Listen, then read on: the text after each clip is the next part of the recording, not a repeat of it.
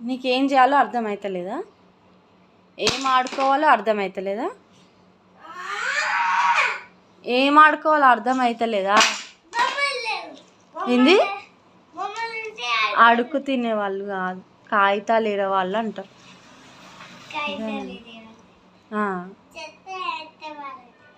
ఏమంటారు? మీరే ఇట్లా ఇదేనా చేసేది? మరి అట్లా చేస్తారా?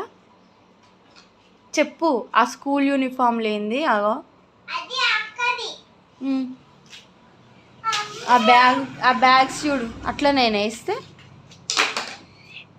చెప్పు. ఏంది నీ అవతారం? నీ అవతారం ఏంది?